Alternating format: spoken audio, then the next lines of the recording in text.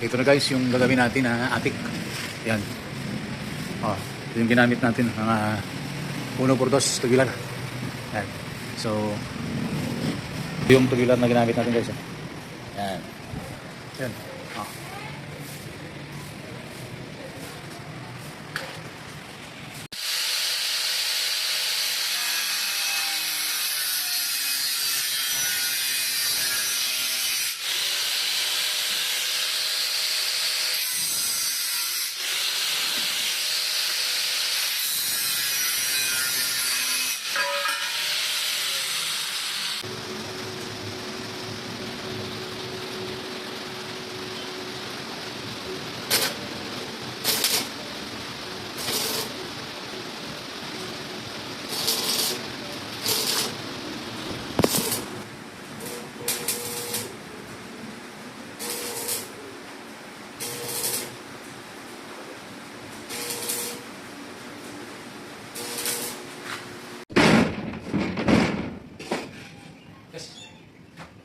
Guys, roll tayo.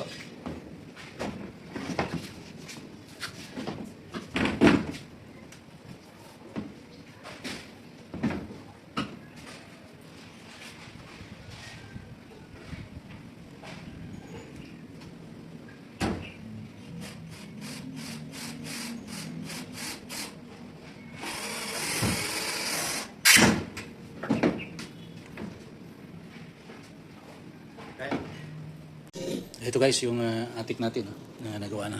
Yan, nagbukas tayo dyan. Ngayon naglalagay tayo ng plywood. Dahil gagawin natin itong attic. Ayan guys oh.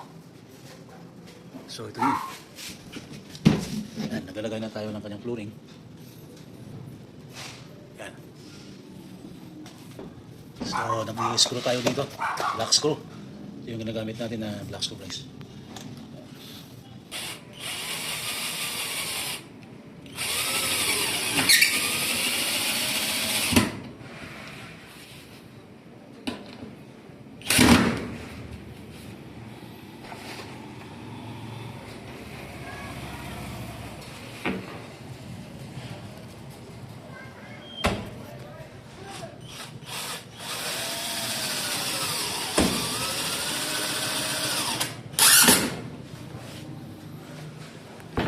Kaya na to?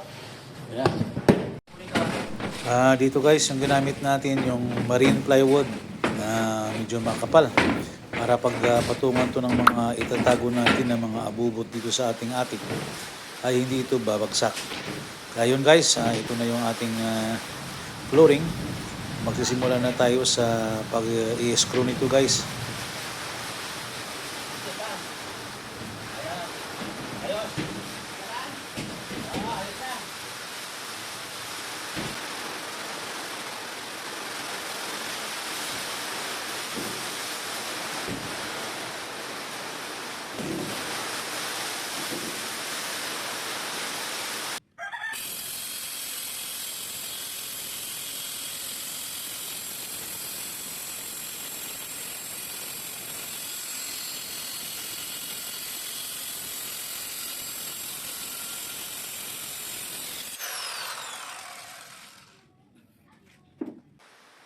At ito na guys yung flooring dito sa itaas.